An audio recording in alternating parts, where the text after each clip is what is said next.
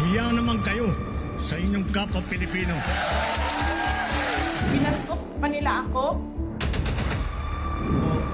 What is the law and what Pakinggan ng proceeds of the illegal drug trade ng Duterte.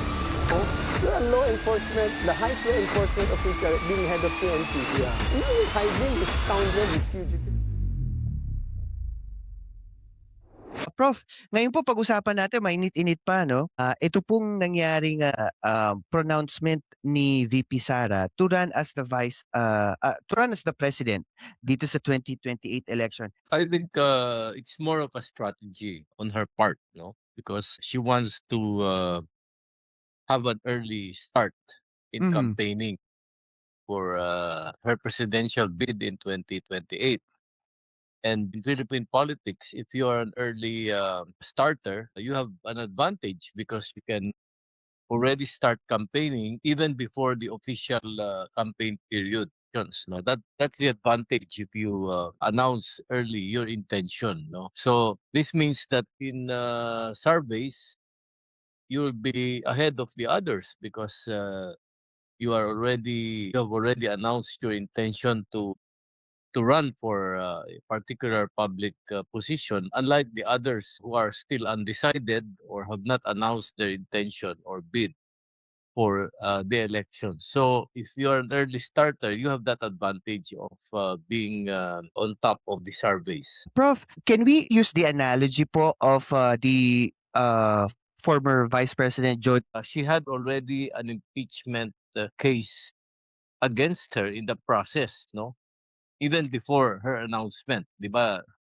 Last year, what happened was that the impeachment process did not push through because of technicalities, as ruled by the Philippine Supreme Court, no, due to technicalities. But the issues were already against her on the especially related to corruption, even before her announcement for her presidential bid. So it's different from the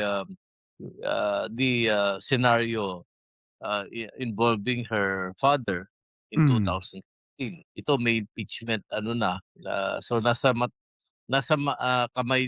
ano din, no, it's already in the minds of a lot of Filipinos regarding her impeachment, which she was able to temporarily block because of technicalities.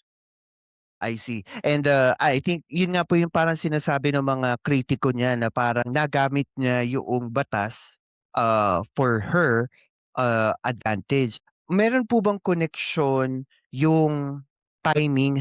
Yes, of course, because she can say that her, yung attacks against her are really motivated by politics, no? And she and her family, including her father, are being attacked by their political enemies because of her intention to run for public office in 2028. At the same time, of course, that's the ICC case. At the same time, niya na because of her presidential announcement, to run for president in 2028, she's already being attacked.